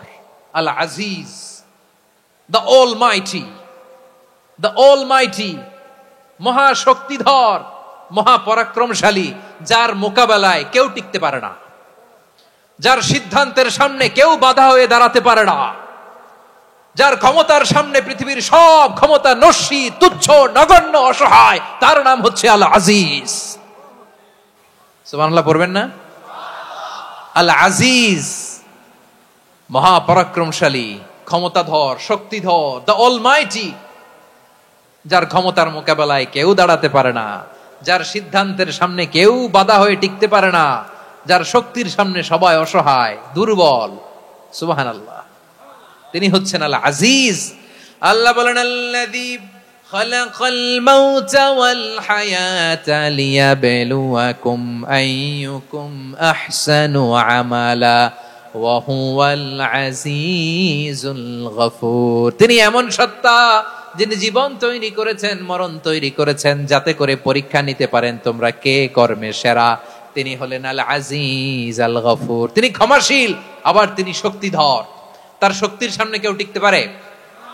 আমরা পৃথিবীর সব দেশের মিলিটারি ব্যাটালিয়ন নিয়ে যদি আল্লাহর সামনে দাঁড়াই, তাহলে তো আর আল্লাহ পারবে না, নাকি?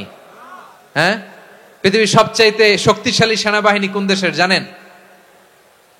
হ্যাঁ, আমেরিকার সেনাবাহিনী, তারপরে রাশিয়ার সেনাবাহিনী, চীনের সেনাবাহিনী, সব সেনাবাহিনী, নৌবাহিনী, বিমান বাহিনী যত আছে সব নিয়ে যদি আল্লাহর সামনে দাঁড়াই, পারবে তখন আল্লাহ আমাদের সাথে?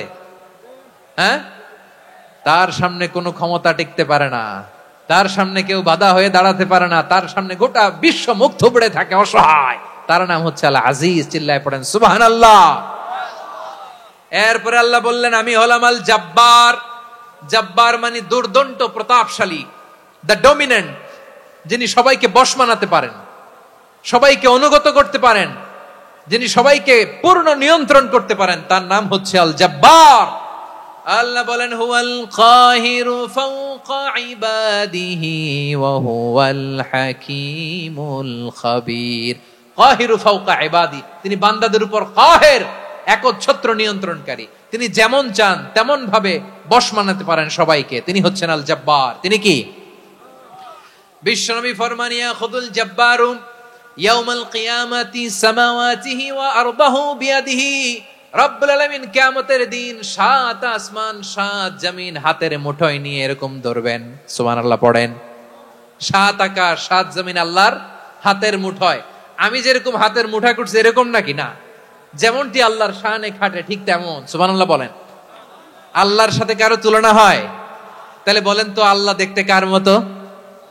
আওয়াজ করে বলেন, আল্লাহ আল্লাহর মতো। আল্লাহ কার মতো? ওয়ালাম ইয়াকুল্লাহু কুফুয়ান আহাদ, তার মতো কেউ নাই। তাহলে তিনি কার মতো? তার মতো। আওয়াজ করে বলেন বারুয়াখালী, তিনি কার মতো? তার মতো। আল্লাহ তাআলা 7 আকাশ 7 জমিনকে হাতের মুঠোয় নিবেন, মুঠোয় নিয়ে বলবেন আনাল জব্বার। আরে আমি তো জব্বার, আইনাল জব্বারুন। দুনিয়ার স্বৈরাচারী গুলো আজকে কোথায়? দুনিয়ার জালিম গুলো কোথায়? দুনিয়ার অত্যাচারী বাদশাগুলো আজকে কোথায়? আল্লাহ বলবেন আমি তো জব্বার। দুনিয়াতে যারা জব্বার বলে নিজেদের দাবি করতো, স্বৈরাচার, ডিক্টেটর, জালিম, অত্যাচারী, আজকে তোরা কোথায়? কোথায়? কোনো আওয়াজ নাই, কোনো খাওয়া নাই, ওই দিন কোনো টু শব্দ নাই। ওই দিন ক্ষমতা হবে এক সত্তার। চিল্লায় বলো তিনি কে? এজন্য আল্লাহ বললেন আমি হলাম জাব্বার।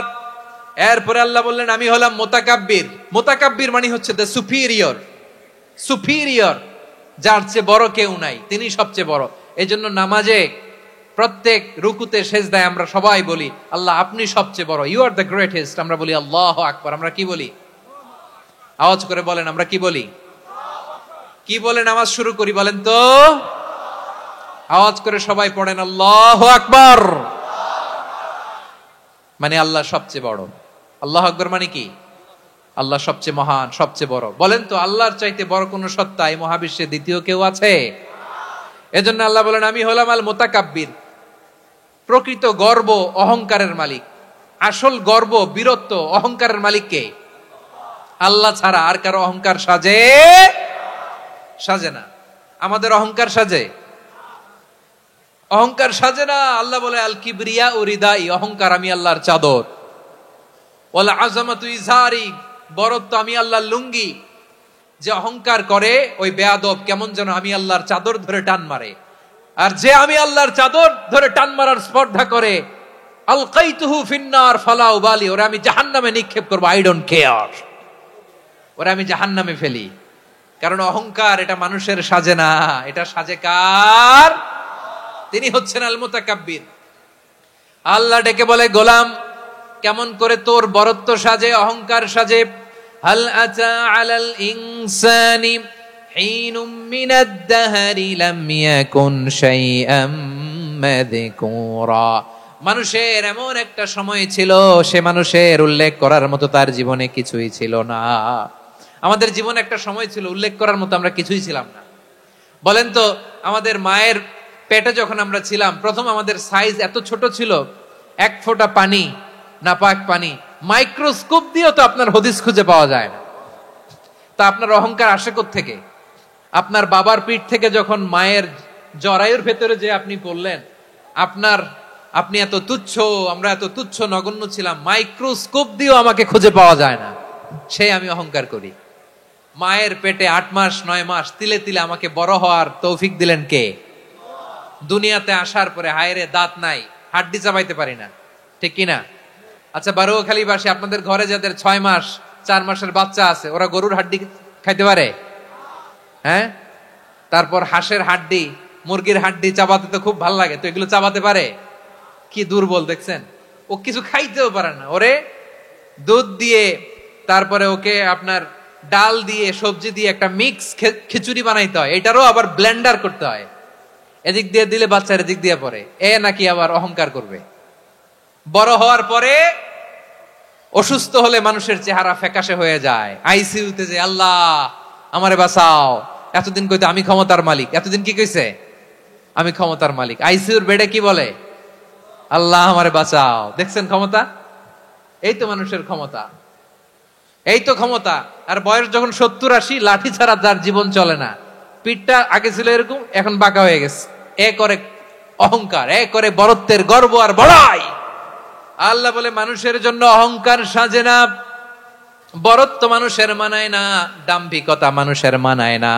অহংকার, গর্ব, বড়ত্ব এগুলো একজনের জন্য। আওয়াজ করে বলেন তিনি কে? দ্য সুপিরিয়র, সবচেয়ে বড়, বড়ত্ব এবং গর্বের অধিকারী। এরপর আল্লাহ বললেন সুবহানাল্লাহি আম্মা ইউশরিকুন, তোমরা আল্লাহর সাথে যে সমস্ত জিনিসের শরীক করো, আল্লাহ তাআলা এগুলো থেকে অনেক পবিত্র। এরপর আল্লাহ বললেন হুয়াল্লাহুল খালিকুল বারিউল মুসাউবিরু লাহুল আসমাউল হুসনা। হুয়াল্লাহুল খালিক, তিনি হলেন স্রষ্টা। আল বারি, বারি মানেও স্রষ্টা। আল মুসাউবির, মুসাউবির মানেও স্রষ্টা। তিনটাই আল্লাহর সৃষ্টি সংক্রান্ত, কিন্তু তিনটা তিন রকম। আল খালিক মানে স্বাভাবিক স্রষ্টা, সৃষ্টির প্ল্যান করে যিনি, আদেশ করেন যিনি। আল বারি মানে কোন নমুনা ছাড়া যিনি কিছু নির্মাণ করতে পারেন, ওই স্রষ্টা। সুবহানাল্লাহ বলেন। আর 3 নম্বরে আল মুসাউবির, যিনি ফ্যাশনার, ডিজাইনার, দ্য শেপার, যিনি আকৃতি দান করেন মানুষের, তিনি হচ্ছেন আল মুসাউবির। 1 নম্বরে আল্লাহ হলেন খালিক, আমাদের স্রষ্টা। আওয়াজ করে বলুন তো আমার ভাইয়েরা, আমাদেরকে সৃষ্টি করেছেন কে? এই সৃষ্টি করার জন্য আল্লাহর কি অনেক কষ্ট হয়েছে নাকি? অনেক সময় দেয়া লেগেছে নাকি? আমার আল্লাহর ঘাম ঝরেছে নাকি? আল্লাহ বলে, না রে গোলাম, তোদের মতো আমার সময় লাগে না, কষ্ট হয় না। আমি কুন বলতে দেরি হয়, ফায়াকুন হতে দেরি হয় না। সুবহানাল্লাহ। ইন্নামা আমরুহু ইযা আরাদা শাইআন আন ইয়াকুলা লাহু কুন ফায়াকুন। আল্লাহর যখন কিছু করার ইচ্ছা জাগে, ইচ্ছা করেন, তিনি বলেন হও, মুহূর্তেই হয়ে যায়। হও, বি ইট ওয়াজ, বি ইট ওয়াজ। হও, হও বলতে দেরি, হতে দেরি হয়। আওয়াজ করে বলেন, হও বলতে দেরি কিন্তু হতে দেরি হয়। হও, হয়ে যায়, কোনো দেরি নাই। তার মানে আল্লাহর হও বলা লাগে না, হও বলা লাগে না। এটা আমাদেরকে বোঝানোর জন্য আল্লাহ বলেছেন যে আমি কোন বললে হয়ে যায়, তাই বলে কোন বলারও মুখাপেক্ষী আমি নই। সুবহানাল্লাহ পড়বেন না? কেমন রবের গোলাম আমরা! আল্লাহ খালিক শব্দের কথা কোরআনের অনেক আয়াতে বলেছেন, ইন্নী খালিকুম বাশারাম মিন তিন। আমি মানুষকে কাদা দিয়ে, মাটি দিয়ে তৈরি করেছি। আমি হলাম খালিক, স্রষ্টা। আল খালিক, দ্য ক্রিয়েটর, যিনি সৃষ্টি করেন, সৃষ্টির আদেশ দেন। এরপরে আল্লাহ বলেন আমি হলাম আল বারি। আমরা বলি না বারি তাআলা, বারে তাআলা বলি না আমরা, এটা আল্লাহর একটা নাম। আল বারি মানি যিনি পূর্বের কোনো নমুনা ছাড়া নতুন করে উদ্ভাবন করতে পারেন। সুবহানাল্লাহ বলেন। আচ্ছা, দুনিয়াতে আমরা কিছু বানাতে হলে পূর্বের নমুনা দেখার দরকার আছে না নাই? কোন একটা কিছু ডিজাইন করতে গেলে মানুষ কি করে? আগের ডিজাইনটা দেখে, আগের একটা ডেমো দেখে, ঠিক কিনা বলেন? তো আল্লাহ তো আগের একটা নমুনা দেখে আমাদেরকে বানাইছে, তাই না? আমাদেরকে বানানোর আগে আল্লাহর কাছে কোনো নমুনা ছিল না। অস্তিত্বহীন থেকে তিনি আমাদেরকে অস্তিত্বে এনেছেন। নমুনা ছাড়া যিনি কিছু তৈরি করতে পারেন তাকে আরবিতে বলে আল বারি, দ্য ইনভেন্টর, উদ্ভাবক। কিছুই ছিল না, ওইটা থেকে যিনি তৈরি করেন তিনি বারি। ফাতুবু ইলা বারিইকুম, তোমাদের ওই রবের কাছে ফিরে যাও। তাহলে সৃষ্টি সংক্রান্ত আল্লাহর এক নম্বর নাম আল খালিক। আওয়াজ করে বলেন আল খালিক। দুই নম্বরে আল বারি। আওয়াজ করে বলেন আল বারি। তিন নম্বরে আল্লাহ বললেন আমি হলাম আল মুসাওয়ির, আমি আকৃতি দানকারী। The fashioner, the designer, the shaper. Allah তাআলা আমাদের আকৃতি দান করেন। আমাদের দেহাবয়বের আকৃতি দান করেছেন কে? আমাদের কেউ সাদা, কেউ শ্যামলা, কেউ ফর্সা, কেউ লম্বা, কেউ খাটো, কেউ বেটে, কেউ মোটা, আছে না নাই? আমাদের কেউ নারী, আমাদের কেউ পুরুষ, আবার আমাদের কেউ হিজড়া। এটা বানালেন কে? আওয়াজ করে বলুন তো, এই ডিসিশন মেকিংটা করেছেন কে? এর নাম হচ্ছে আল মুসাওয়ির, the designer, the fashioner, the shaper. তিনি শেপ দেন। মায়ের পেটে থাকতে আমাদের কার কণ্ঠস্বর কেমন হবে, কার ডিএনএ, আমাদের দেহে যে সেলের মধ্যে যে ডিএনএ থাকে, ডাইঅক্সিরিবো নিউক্লিক অ্যাসিড, এটা দিয়ে আমাদের ফিচার গুলো ডিফাইন হয়।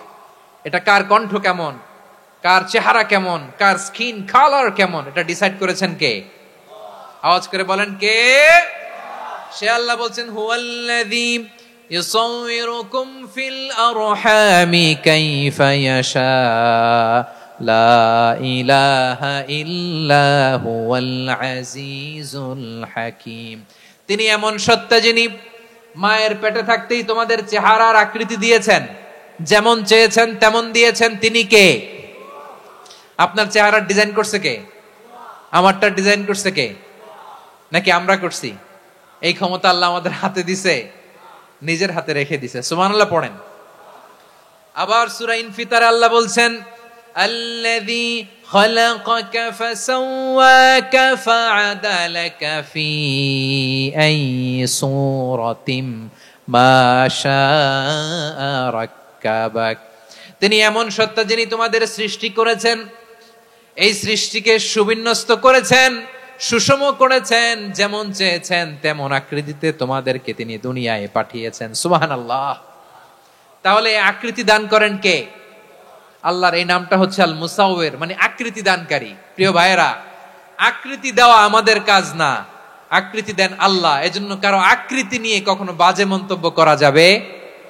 আমার বড়ুয়াখালীর ভাইয়েরা আওয়াজ করে আমার সাথে বলুন, কারো আকৃতি নিয়ে বাজে মন্তব্য করবেন? কমেন্টে সরাসরি কাউরে বলবেন তুই লম্বুর ঘরের লম্বু, তুই মোটুর ঘরের মোটু, তুই চিকনার ঘরের চিকনা, তোর নাক চ্যাপটা, তুই খাটো, তুই এইটা সেইটা বলবেন? কথা কয় না। বলবেন? কারো আকৃতি নিয়ে ব্যঙ্গ করা যাবে? এটার ইংরেজিতে বলে বডি শেমিং। কি বলে? Body shaming. এটা হারাম। আমার কলিজার টুকরা বারুয়াখালীর নবাবগঞ্জের যুবক ভাইয়েরা, খবরদার, কোশ্চিন কালেও আমরা কারো দেহের আকৃতি নিয়ে, বডি শেপ নিয়ে মন্দ কথা, বাজে কমেন্টস করব। কারণ এই আকৃতিটা দিয়েছে কে? আচ্ছা, ও যে শ্যামলা, ওরে শ্যামলা বানালো কে? আর এই লোক যে ফর্সা, এরে ফর্সা বানালো কে? একজন লম্বা, কে বানালো? আরেকজন খাটো, কে বানালো? তো লম্বা বানাইছে আল্লাহ, বেটে বানাইছে আল্লাহ। ওরে যদি বেটে বলেন, গালিটা কি ওর কাছে যায় না? যায়। যে ওরে বেটে বানাইছে তারে দেয়া হয় গালি। কথা বুঝতেছেন? কারো আকৃতি নিয়ে যদি আপনি ব্যঙ্গ করেন, তাহলে যে যে সত্তা এই আকৃতি দিয়েছে তাকে ব্যঙ্গ করা হয়। কেউ খাটো হওয়ার জন্য ওরে যদি আপনি খাটু বলেন, ওকে বলেন নাই, যে সত্তা তাকে খাটো বানিয়েছে তাকে বলেছেন আপনি। তাহলে কারো আকৃতি নিয়ে ব্যঙ্গ করবেন? করবেন? কোশ্চিন কালেও যেন আমরা না করি প্রিয় ভাইরা। আম্মাজান আয়েশা রাদিয়াল্লাহু তাআলা আনহা, আমাদের প্রিয় আম্মাজান, বিষ্ণু ইসা ইসলামের প্রিয়তমা স্ত্রী। উনি বিষ্ণু ইসা ইসলামের আরেক স্ত্রী, ওনার নাম হচ্ছে সাফিয়া। উনিও আমাদের আম্মাজান। ওনার ব্যাপারে একটা কথা বলতে যে একটা কথা বলেছিলেন, রাসূল সাল্লাল্লাহু আলাইহি ওয়াসাল্লাম এটা পছন্দ করেননি। উনি বললেন যে আপনার স্ত্রী এমন এমন, সরাসরি বলেন না, ইঙ্গিত দিয়ে। নারীদের মধ্যে মানবিক কারণে জেলাসি একটু থাকে, এটা স্বাভাবিক। এটা থেকে নবীর স্ত্রীরাও মুক্ত ছিলেন না, এটা থাকবে। তো তিনি বলেছিলেন যে আপনার অমুক স্ত্রী কাদা ওয়া কাদা, সফিয়া তো এমন এমন, তা আনি কসিরা, এটা দিয়ে বুঝিয়েছিলেন একটু খাটো, একটু স্থূলাকৃতির, একটু মোটা ছিলেন, উনি খাটো ছিলেন। ইঙ্গিত করে যখন রাসূল সাল্লাল্লাহু আলাইহি ওয়াসাল্লামকে এটা বললেন, রাসূল সাল্লাল্লাহু আলাইহি ওয়াসাল্লাম এটা পছন্দ করলেন না। আল্লাহ রাসূল বললেন, আয়েশা তুমি এটা কি বললে? এমন কথা তো তোমার কাছ থেকে আশা করি নাই। তুমি আমার আরেক বিবির ব্যাপারে এমন কথা বললে। আয়েশা তুমি কি জানো, লাকাদ কুলতি কালিমাতান লাউ মুজিজাত বিমাইল বাহরি লামাজাজাতহু, তুমি এমন একটা কথা মুখ দিয়ে উচ্চারণ করেছো, এই শব্দগুলো যদি সাগরের পানিতে ছেড়ে দেয়া হয়, এই কথার তিক্ততার, পঙ্কিলতার কারণে নীল সাগরের পানি মুহূর্তেই কালো হয়ে যাবে। আয়েশা খবরদার, আর এরকম বলো না, আর বলো না। রাসূল সাল্লাল্লাহু আলাইহি ওয়াসাল্লাম কখনো বডি শেমিং কে স্পেস দিতেন না, সুযোগ দিতেন না। আল্লাহ নবী সাল্লাল্লাহু আলাইহি ওয়াসাল্লামের এক সাহাবী আব্দুল্লাহ ইবনে মাসউদ রাদিয়াল্লাহু তাআলা আনহু, ওনার পা গুলো ছিল খুব সরু আকৃতির, কৃশ বর্ণের, চিকন।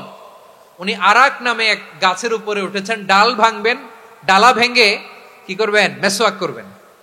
তো বাতাসের ঝাপটায় ওনার লুঙ্গি একটু সরে গেল, নিচ থেকে লোকেরা ওনার ওই চিকন পা দেখে ফেললো। দেখে সবাই হেসে কুটি কুটি হাসতেছে সবাই। বিষ্ণু সাল্লাল্লাহু আলাইহি ওয়াসাল্লাম বললেন, হাসলা কেন? সব সাহাবারা বলে, ইবনে মাসুদের পা দেখে হাসছি। রাসূল সাল্লাল্লাহু আলাইহি ওয়াসাল্লাম বলেন, আমার আব্দুল্লাহ ইবনে মাসুদের পা দেখে তোমরা এরকম হাসলা, তার আকৃতি নিয়ে তোমরা এরকম করলা, তোমরা কি জানো? ওয়াল্লাযী নাফসি বিয়াদিহি, সেই সত্তার শপথ যার হাতে আমার আত্মা, লাহুমা আসকালু ফিল মিজানি মিন উহুদ, আমার ইবনে মাসুদের পা দুইটা যদি মিজানের পাল্লায় কিয়ামতের দিন উঠিয়ে দেয়া হয়, উহুদ পাহাড়ের চেয়ে বেশি ভারী হয়ে যাবে। খবরদার, কারো আকৃতি নিয়ে ব্যঙ্গ করো না। কারণ আকৃতি সে নিজেরা বানায় নাই, এই আকৃতি দিয়েছে কে? ও ভাই, আমার আকৃতি কেমন হবে এটা ফিক্স করার দায়িত্ব যদি আল্লাহ আমাকে দিত, আমি কি করতাম বলেন তো দেখি, উত্তর দেন। হ্যাঁ, সুন্দর করে নিজেকে সুশোভিত করে, শুভ্র, ফর্সা, ড্যাশিং, ফ্যাসিনেটিং, স্মার্ট করে নিজেকে তৈরি করতাম, ঠিক কিনা? কোন নারীকে যদি তার চেহারা, রং, গড়ন, অবয়ব, দেহাবয়ব, আকৃতি, শেপ কেমন হবে এটা ফিক্স করার দায়িত্ব যদি আল্লাহ তাকেই দিয়ে দিতেন, সে নিজেকে সবচেয়ে সুন্দরী, সবচেয়ে রূপবতী করে তৈরি করতো, ঠিক কিনা? তো এটা আল্লাহ তাআলা দেন নাই, এটা পরীক্ষা হিসেবে রেখে দিয়েছেন। আল্লাহ কাউকে ফর্সা বানিয়েছেন, এটা তার জন্য পরীক্ষা। কাউকে আল্লাহ শ্যামবর্ণের বানিয়েছেন, এটা তার জন্য পরীক্ষা। কাউকে আল্লাহ নারী বানিয়েছেন, এটা পরীক্ষা। কাউকে পুরুষ বানিয়েছেন, এটাও পরীক্ষা। চিল্লায় বলেন আল্লাহু আকবার। সে আল্লাহ বললেন, গোলাম আমি হলাম মুসাওয়ির, আকৃতি দানকারী, the fashioner, the shaper, the designer. এজন্য কারো চেহারা নিয়ে আজকে থেকে আমরা আর কোনো বাজে মন্তব্য করব মনে থাকবে। আমার মায়েরা, বোনেরা, মহিলা প্যান্ডেলে যারা শুনেছেন, আপনারাও আপনার কোনো বোনকে কখনো তার চেহারা নিয়ে, আকৃতি নিয়ে কটু কথা বলতে পারবেন? আল্লাহ আমাদেরকে যাকে যেরকম বানিয়েছে এতেই আমরা হ্যাপি, ঠিক কিনা? অন্যেরটাও বলতে পারবেন না, নিজেরটাও পারবেন না। হায় রে, আমি এত কালা কেন, আয় রে আমি এত খাটো কেন, আয় রে আমি এত, এগুলো বলা যাবে? এটা আমাদের একটা বড় আকীদার সাথে কন্ট্রাডিক্ট করে। সেটা হচ্ছে আর রিদা বিল কাদা, বিশ্বাসীরা আল্লাহ যেটা আমাদের জন্য কাদা ফয়সালা করেছেন এটাতে রাদি থাকে, সন্তুষ্ট থাকে। ঠিক কিনা বলেন?